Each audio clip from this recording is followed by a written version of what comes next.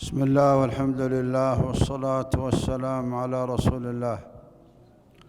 أسأل الله العظيم رب العرش العظيم بكل اسم هو له، ونحن في هذا المكان الطيب المبارك وبعد هذه الفريضة العظيمة يرى مكاننا، يسمع كلامنا، لا يخفى عليه شيء من أمرنا.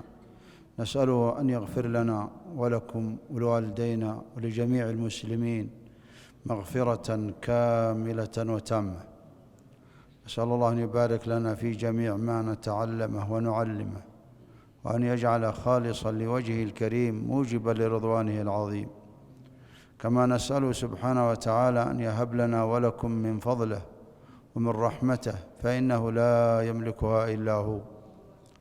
اللهم اجعلنا من المرحومين، واجعلنا من المقبولين، واجعلنا من المخلصين، واجعلنا من الحامدين الشاكرين الذاكرين، واجعلنا من الصوامين القوامين المجتهدين في طاعتك يا رب العالمين. حديثي معكم إكمالا لسورة التعليق على سورة الرحمن. هذه السورة المباركة نتكلم عن قوله سبحانه وتعالى: كل من عليها فان،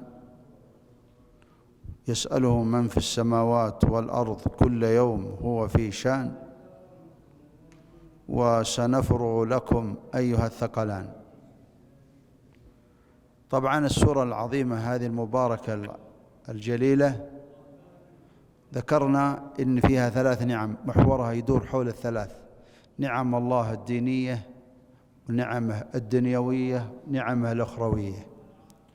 أعظم نعمة في الدين نعمة القرآن، لأن هذا القرآن أعظم سبب هداية على وجه الأرض.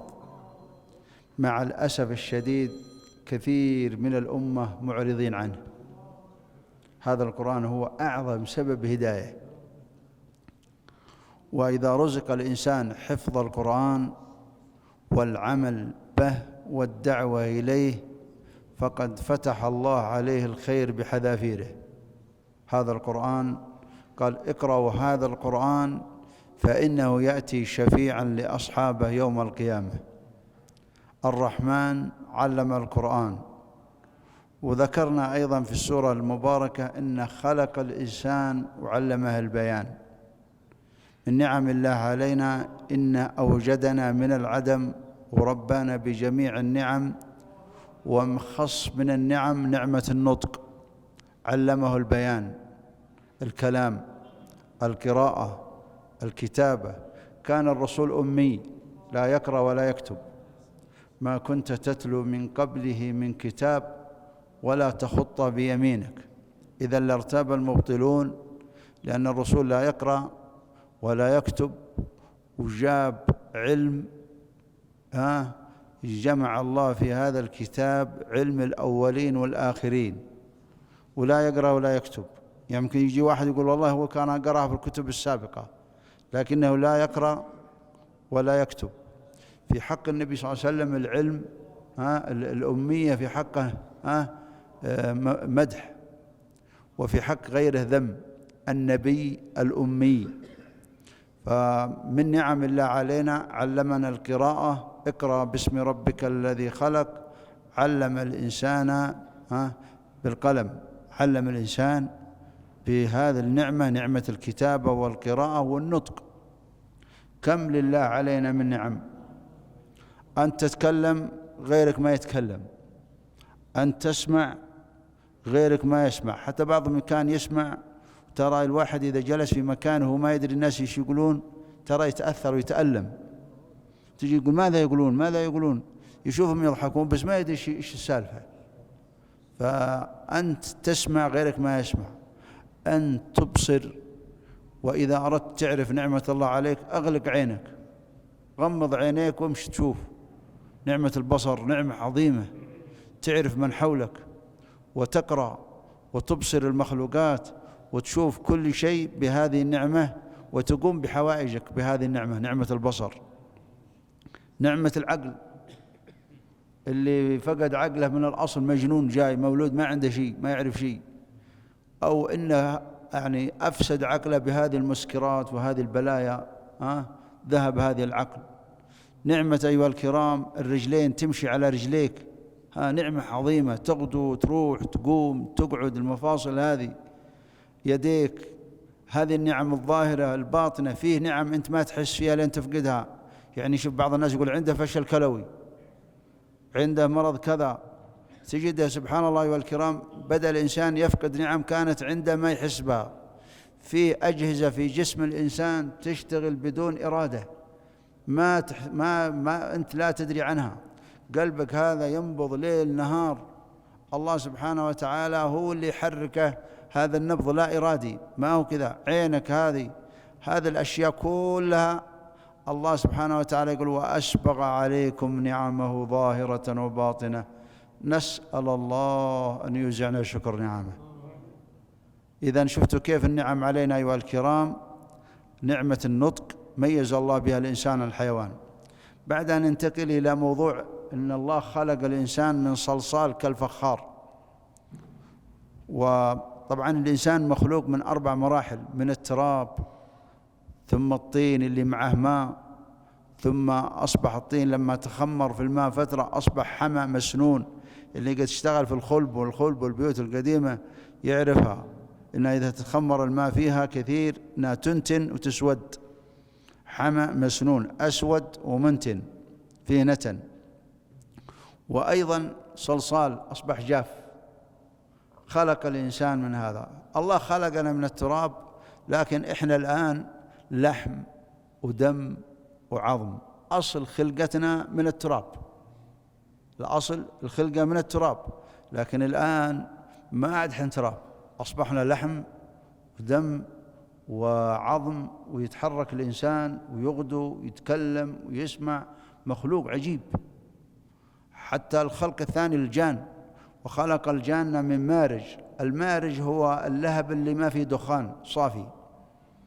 واحد المشايخ قرأ على واحد من اللي عليه مس، فتكلم الجان وقال إحنا الجن ما نحترق من النار. قال هذه النار قدامك، يلا ادخل فيها ما تحرق النار. طبعا كما أن الإنسان خلق من التراب في الأصل، لكن الآن أصبح لحم ودم، والجن كذلك خلقوا من مارج من النار، لكنهم يحترقون بالنار. أنا كنت مرة أصلي الفجر وكنت إمام، وقرأت آخر سورة المؤمنون. في آخر السورة فإذا نفخ في الصور فلا أنساب بينهم يومئذ ولا يتساءلون. كان في واحد عليه مرض، والمريض تنزل عليه آيات الإحراق، تنزل عليه زي النار.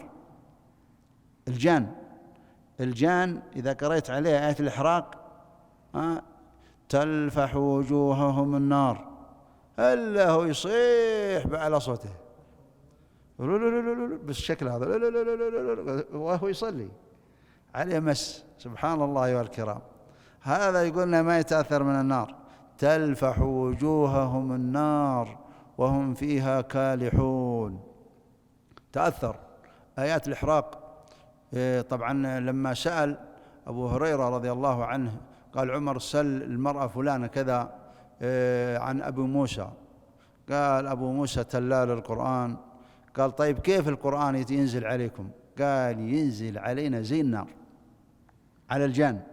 إذا تلبس بالإنس وقرئ عليه القرآن ينزل عليه زي النار، ولهذا ما يتحمل الجان، ما يتحمل. طبعا أنا شفت في مقطع صوتي بالصوت والصورة مقابلة واحد ينكر اللي يقرؤون إن الإنسان اللي عليه مس إذا قرئ عليه الآيات القرآن إن هذه خرافات وهذه ضلالات وما في شيء اسمه تلبس، ولا كالذي يقول الله لا يقومون إلا كما يقوم الذي يتخبطه الشيطان من إيش؟ من المس. ينكر الكلام هذا، يقول هذا كلام ما بصحيح الكلام هذا. المهم جابوا واحد ما هو مريض أصلا، جابوا واحد ما هو مريض، وجابوا واحد يقرأ على المرضى، فقالوا اقرأ على هذا. قرأ عليه، وبعدين هو مثل عليه انه ايش؟ متأثر. بعدين قام يتخبل عليه وكذا، واللي كان يقرأ خاف. فسبحان الله أيها الكرام، قالوا شفتوا هذول مخرفين. لا، إذا جيء بإنسان عليه مس قرئ عليه القرآن ينزل عليه القرآن زي النار. وإذا كابر وقرأت عليه آية الإحراق، طبعا أحيانا يخرج، أنت لما تقرأ عليه أحيانا يخرج، فتحضر بآيات التحضير: أينما تكونوا يأتي بكم الله جميعا ولقد علمت الجنة إنهم لمحضرون. تقرأ عليه آيات التحضير. ترى أنا ما أعرف أقرأ على لكن عندي خلفية نوعا ما. أما إني قرأت ما عندي، ولا قد قرأت على مريض حقيقة. أنا ما عندي خلفية، علشان بعدين بتخلص شيء واحد يقول أنا مريض أبغى تقرأ عليه. أيوة، فأسأل الله أن يشفي مرضانا مرضى المسلمين. قال هذا الكلام القرآن هذا ما في كلام يقرأ. الله يقول: وننزل من القرآن ما هو شفاء ورحمة للمؤمنين. هذا القرآن رحمة، شفاء، استشفاء به. الفاتحة هذه ترى تقراها بيقين، تقراها بنية الاستشفاء. والله شوف، هذا اللي كان يتأثر ترى والله لا قريت عليه لا بنية الشفاء ولا شيء. لكن اللي عنده مرض، عنده مس، إذا شاف واحد مطوع وفيه خير وهو يقرأ، أو إنسان قاري حتى لو ما هو مطوع قاري، الجني يتأثر، يتألم، تجده يدوس في المكان، يحوس، ما يتحمل. الشاهد من هذا أن الله خلق الجان من مارج من نار، خلقهم من مارج من النار. والجن كما أن الله خلق البشر من التراب، لكنهم أصبحوا في الحقيقة لحم ودم وعظم. والجان كذلك يتأثرون من النار ويتأثرون من القرآن. حتى آيات الإحراق في القرآن إذا قرئ عليه القرآن ينزل عليه زي السياط من النار، ما يتحملها. وإذا قرئ الإنسان عليه سورة البقرة يقرأها كثير، هذا الجان ما تستطيعها البطلة ولا السحرة، كلهم هذولا ما يتحملون قراءة القرآن عليهم. وسورة البقرة سورة عظيمة. بعد ذلك الله سبحانه وتعالى باختصار بيّن في السورة ذي إن خلق الإنسان وعلمه البيان، وخلق الشمس وخلق القمر والشجر والنجم، وخلق المخلوقات هذه في 6 أيام. الكون هذا مخلوق ببحاره، بالمشرق بالمغرب. في النهاية قال: كل من عليها فان. كل المخلوقات هذه اللي فوق هذا الكون إذا نفخ النافخ اللي هو إسرافيل تنحل روابط الكون هذا اللي خلقه ربي في 6 أيام بمخلوقاته.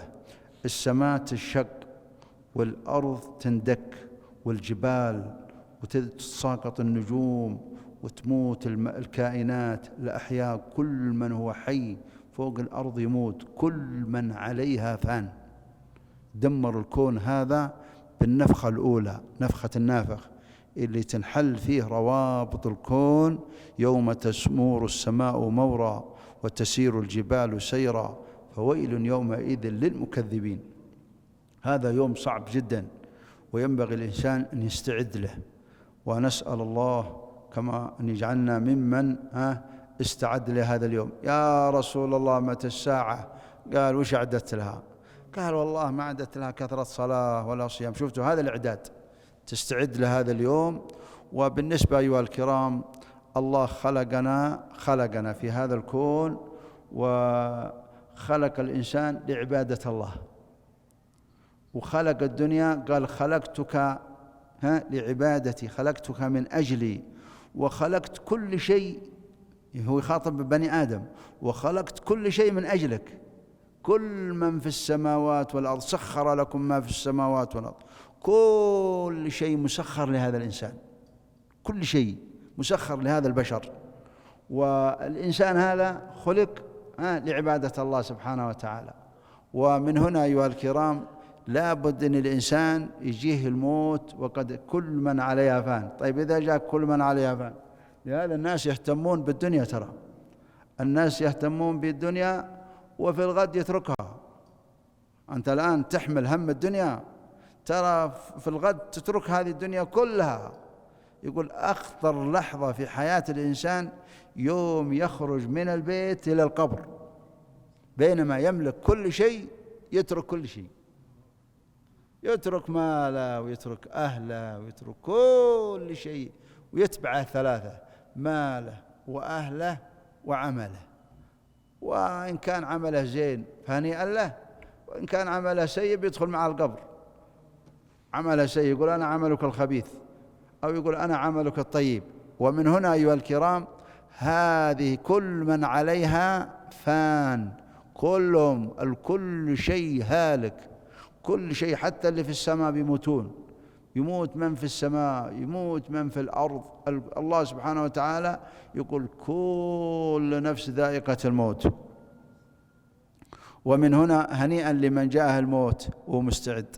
طبعا أيها الكرام ينبغي لنا أن نحمل هم الدين ولا نحمل هم الدنيا، لأن الإنسان إذا وصل في آخر أعتاب الدنيا، إذا وصل في آخر أعتابها، والله ما يتحسر على مال ولا على ولد، ولا يقول لا يكون لا بحسرة على مال ولا ولد ولا شهادة ولا وظيفة، يتحسر إنه ما قدر الله حق قدره، وإنه ما عبد الله حق عبادته، وإنه ما عظم الله. هذا اللي يتحسر عليه. ليش؟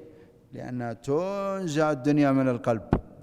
فالكافر يفر للإيمان، والعاصي يفر للتوبة، والمؤمن يتمنى أن يزداد خير. المؤمن يتمنى أن يزداد خير.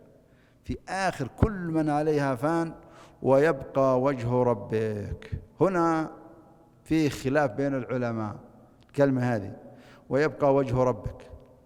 الله سبحانه وتعالى أولا قال إن له وجه علشان نثبت صفة الوجه لله. بين لنا إن له وجه، إثبات صفة الوجه والذات لله. هو عبر بالوجه وأيضا يدخل في ذلك الذات. إذن إثبات صفة الذات والوجه لله معا، تنتهي مع بعض. لأن فيه ناس ينكرون الوجه ويثبتون الذات، وفي ناس يثبتون الذات ويثبتون الوجه وينكرون الذات. والصحيح إن نثبت لله وجها ونثبت له ذات. يعني الله سبحانه وتعالى كل شيء هالك، كل من عليها فان ويبقى وجه ربك. يخاطب الرسول عليه الصلاة والسلام، والخطاب للأمة كلها. ذو الجلال. شوفوا إذا سلمنا من الصلاة نقول اللهم أنت السلام. وكلمة السلام هذه يعني لها معنيين ذكرها ابن القيم. ابن القيم الكلمة هذه اللهم أنت السلام، قال هو الملك القدوس السلام. السلام هذه تكلم عنها الكلمة هذه، اسم الله السلام تكلم عنها بصفحتين، يعني تقرأ أكثر من 6 دقائق وانت تقرأ إيش الاحترازات في الاسم هذا العظيم السلام. وله معنيين باختصار. المعنى الأول السالم من جميع العيوب والآفات والنقائص، سالم من كل عيب ومن كل نقص. ليش؟ لكماله في ذاته، وكماله في صفاته، كماله في أفعاله. فهو سالم حتى من الصاحبة، سالم حتى من الولد، سالم من كل ما نسب له. يقول إن معه شريك، إن له ولي من الذل، إن معه كل الأشياء هذه. هو سالم من كل عيب ونقص لكماله في ذاته وفي صفاته وفي أفعاله. وبعدين حتى في القرآن كلماته عدل وصدق، كل شيء. ترى الكلام هذا بالنسبة لاسم السلام هذا له احترازات كثيرة جدا. أنا أعطيتكم بس يعني مثلا الله سبحانه وتعالى سالم من كل عيب ونقص، ما له صاحبه، ما له ولد، ما له شريك. يعني الناس أحيانا يتعاونون فيما بينهم علشان تعاوني وأعاونك. الله ليس له معاون، الله ليس له ولي من الذل. كل شيء سالم من كل عيب ونقص لكماله في ذاته وفي أسماء وصفاته. الثانية، المعنى الثاني، الله مصدر السلام والأمن من الله وحده. ولهذا يقول اللهم أنت السلام ومنك إيش؟ منك السلام، تباركت تكاثر خيرك وعظم يا ذا الجلال. اللي هو الشاهد في هنا كل يبقى وجه ربك ذو الجلال. ذو الجلال والإكرام. الجلال باختصار هو العظمة والكبرياء والسلطان، والإكرام يعني الإحسان. هو سبحانه وتعالى يحسن إلى جميع. معنى كلامك تقول يا ذا الجلال والإكرام، يا ذا العظمة والإحسان، هذا معناه باختصار، يا ذا العظمة والإحسان. طبعا إن شاء الله الأسبوع القادم إذا أمد الله في أعمارنا بنتكلم عن أعظم شيء في الدنيا وأعظم شيء في الآخرة. الكلام ينصب حول الكلام هذا، بنتكلم أطيب شيء في الدنيا وأطيب شيء في الآخرة، في حديث طويل وإن شاء الله نتكلم عنه في وقته. لكن الآن ويبقى وجه ربك ذو الجلال والإكرام. بعدها قال يسأله. احنا بنتجاوز آيات ترى لأن سبق الحديث عنها، يعني زي فبأي آلاء ربكما تكذبان سبق الحديث عنها. يسأله من في السماوات ومن في الأرض كل يوم هو في شأن. يعني شوفوا، يسأله اللي في السماء ويسأله اللي في الأرض. بالنسبة لسؤال أهل السماء، السؤال يجي على درجتين، ثناء ومسألة. يعني تقول سبحان الله، يعني شوف يقول خير الدعاء لا إله إلا الله وحده لا شريك له له الملك وله الحمد، ما في، كل ثناء. فهو يسأل من في السماء ومن في الأرض، في سؤال ثناء وفي سؤال مسألة تطلب منه. فالله سبحانه وتعالى يدعوه من في السماء والأرض.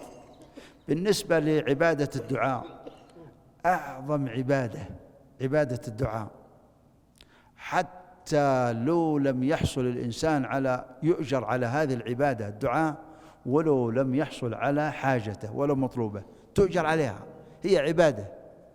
أعظم عبادة الدعاء. هذه العبادة تمارسها في جميع الأوقات وفي كل مكان وفي كل زمان، في السفر، في الحل، في أي وقت، في ليل، في نهار، يسأله من في السماوات ومن في الأرض. ولهذا قال وأن المساجد لله. شوف كيف خص فيها المساجد هذه، خص فيها الدعاء. وأن المساجد لله فلا تدعوا مع الله أحد. فيه ناس يدعون المخلوقين ويتركوا الخالق، يدعو المخلوق ويترك الخالق اللي بيده ملكوت كل شيء. إذن الدعاء عبادة جليلة عظيمة، من أعظم العبادات. ومن هنا يقول العلماء كم من مصيبة كشفت بالدعاء، كم من بلاء رد بالدعاء، كم من معصية غفرت بالدعاء، كم من نعمة جلبت بالدعاء. النفس هذه النفس الأمارة بالسوء الشيطان، الله سبحانه وتعالى إذا دعا الإنسان يكون في حرز من شر النفس ومن شر الشيطان.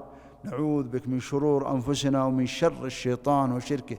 الدعاء، والدعاء أيها الكرام يعني كثير من الناس لا يحملون له هم، يعني ما يدعو، يمر عليه الأيام وكذا يصلي ينكر صلاته نكر الغراب، ولا يذكر الله ولا يدعو الله فيها إلا قليل. يعني شوفوا مثلا، يعني غالب اللي يتأخرون، ما يقول ويل، إن شاء الله نتكلم عن الماعون مرة ثانية. الماعون هذا يقول ويل للمصلين. سبحان الله والكرام، كل من يجي متأخر ينقر صلاته. كل من يأتي متأخر عن الصلاة يجمع إساءتين، أول شيء ينقرها، والثانية لا يتسنن لا قبل ولا بعد ولا يجيب الأذكار. السلام عليكم ورحمة الله، السلام عليكم ورحمة الله، ومع الباب. يجي متأخر سواء في الفجر سواء في المغرب، وتشوفون دائما متأخرين تشوفوا على هذا الحال، يجي ينقر صلاته ومع الباب، لا قبل ولا سبحان الله ولا استغفر الله. ولهذا الدعاء نعمة عظيمة.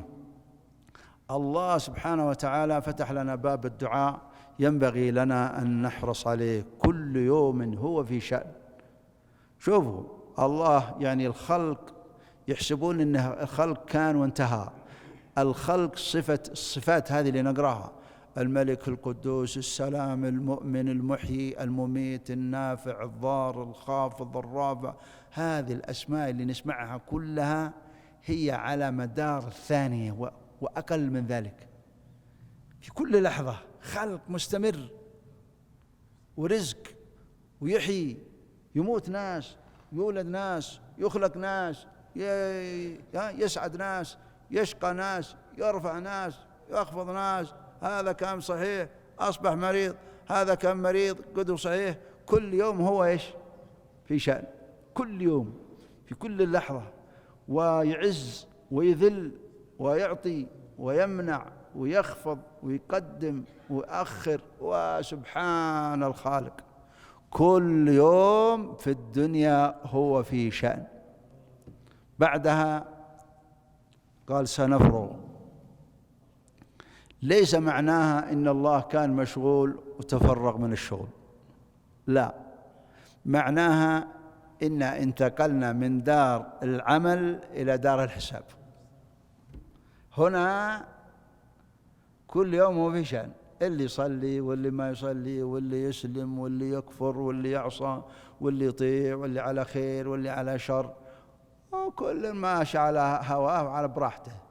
ولهذا قال اعملوا ما شئتم، لكن يوم القيامة سنفرغ، يعني سنحاسبكم على أعمالكم، سنحاسبكم على أعمالكم. واللي خفف الحساب 4، أولها الدعاء. لما قالت عائشة يا رسول الله بن جدعان كان يقرئ الضيف، كان يعين، كان يصل الأرحام ويعين على نوائب الدهر، قال إنه ما قال يوم من الأيام رب اغفر لي خطيئتي يوم الدين. فيه كان كافر. الكافر إذا مات ما ينفع أي عمل في الدنيا، إن كان عنده حسنات تنفعه في الدنيا، لكن بعد الموت ما تنفعه. حتى يقول استغفر لهم أو لا تستغفر، حتى لو تصلي عليه كافر تصلي عليه ما ينفعه. استغفر لهم منو؟ للرسول عليه الصلاة والسلام. استغفر لهم أو لا تستغفر لهم لن يغفر الله لهم. ولا تصلي على أحد منهم مات أبدا ولا تقم على قبره إنهم كفروا بالله ورسوله. ولا حتى لو تصلي ما ينفعه، كافر ما ينفعه، عنده مانع الكفر. إن الله لا يغفر، هذا قيد، لا يغفر أن يشرك به. واحد كافر واحد مشرك هذه يسمونها المقحمة. هذا اللي يدخل في المقحمات هذه الكفر والشرك هذا مانع من المغفرة، وما هم بخارجين من النار. يشفع فيه من يشفع، نبي ولا ملك ما ينفع، عنده مانع الكفر، ونسأل الله العافية. إذن بعدها أيها الكرام يا معشر الجن والإنس إن استطعتم أن تنفذوا من أقطار السماوات. هو يقول لنا يوم القيامة بنحاسبكم، وإنتم يا معشر الجن إن استطعتم يوم القيامة تهربون اهربوا، إن استطعتم ولن تستطيعوا. فيه الإعجاز العلمي، أنا شفت في تعليقات على الآية هذه للإعجاز العلمي، لكنه تفسير خاطئ 100% أو 70%، 100% خطأ، لأن هذه الآيات كلها في القيامة، كلها سنفرغ لكم أيها الثقلان يا معشر الجن إن استطعتم، يعني ما يقول الإنسان أين المفر كلا لا وزر، ما يستطيع أحد يهرب، ولو تهرب يرسل عليك، يعني في حالة يعني لو قدر إنك تهرب بيرسل عليك شواظ من نار ونحاس فلا تنتصر، ما تستطيع، لا عندك قدرة ولا قوة. يقول لا قوة ولا ناصر يوم القيامة، ولا ملجأ ولا مفر، ما معك، ما أحد ينفع أحد ولا أحد، حتى يوم عظيم يقولون لا تنفع فيها شفاعة ولا يؤخذ منها عدل، ما عندك عمل ما ينفعك. ولهذا ما أحد يستطيع يهرب يوم القيامة. ثم نقف في آخر آية فيها فإذا انشقت السماء فكانت وردة. الوردة باختصار هي الجمرة الحمراء. وردة كالدهان، يعني تكون السماء كالجمرة الحمراء. تخيل السماء زرقاء ذي تشوفها زي ايش؟ زي الجمرة الحمراء. نسأل الله العافية. هذا يا اخوان يعطينا ان يوم القيامة يوم رهيب، يوم عظيم. فيومئذ لا يسأل عن ذنبه إنس ولا جان. طبعا يوم القيامة تسود الوجوه وتبيض الوجوه. الملائكة يعرفون أهل النار يأخذونهم إلى النار ذاك، يطوفون بينها. هم دخلوا النار يطوفون بينها وبين حميم من آن. تفسيرها في سورة غافر. يسجرون في الحميم، يسحبون في الحميم ثم في النار يسجرون. يتنوع لهم العذاب، مرة حميم ماء حار، ومرة ينتقلون من الماء الحار هذا إلى عذاب النار. يطوفون يعني يتنقلون ما بين عذاب النار الحار وعذاب النار، ونسأل الله العافية. شوفوا اللي يتجرؤون على الله، اللي يكفرون بالله، اللي ما بيصلون، اللي ما يخافون الله، اللي يعذبون الناس، هذا أشد الناس عذابا يوم القيامة. نسأل الله العظيم العافية، نسأل الله العظيم العافية. نسأل الله أن يقينا عذابه يوم يبعث عباده. اللهم إنا نسألك وأنت الكريم الذي لا أكرم منه، اللهم يا عظيم المن، يا كريم الصفح، يا واسع المغفرة، يا حسن التجاوز، يا من أظهر الجميل، يا من ستر القبيح، يا حي يا قيوم، يا ذا الجلال والإكرام. اللهم طلبناك وأنت الكريم الذي لا أكرم منه، والرحيم الذي لا أرحم منه، والعظيم الذي لا أعظم منه. يا أكرم من سئل، يا أرأف من ملك، يا أجود من أعطى، يا أحق من ذكر، يا أحق من عبد، يا أحق من شكر، يا أرأف من ملك. نسألك يا حي يا قيوم، نسألك يا ذا الجلال والإكرام بكل اسم هو لك، ونسألك باسمك العظيم الذي إذا دعيت به أجبت، وإذا سئلت به أعطيت، لنا ولأزواجنا ولذرياتنا ولوالدينا وأزواج ذرياتنا وذرياتهم. ونسألك لنا ولهم ولإخواننا وأخواتنا وجميع المسلمين. اللهم لا تدع لنا ولهم في هذا المقام العظيم ذنب إلا غفرته، ولا هم إلا فرجته، ولا بلاء إلا رفعته، ولا ضر إلا كشفته، ولا عيب إلا سترته، ولا عدو إلا كبته، ولا عسير إلا يسرته، ولا حاجة من حوائج الدنيا والآخرة إلا قضيتها ويسرتها برحمتك يا أرحم الراحمين. اللهم اجعل خير أعمارنا أواخرها، وخير أعمالنا خواتمها، وخير أيامنا يوم نلقاك.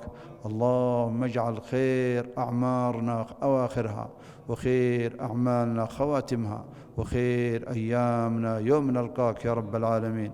اللهم إنا نسألك أن تحيينا حياة السعداء، وتختم لنا بخاتمة السعداء، تنصر الإسلام وأهله في كل مكان.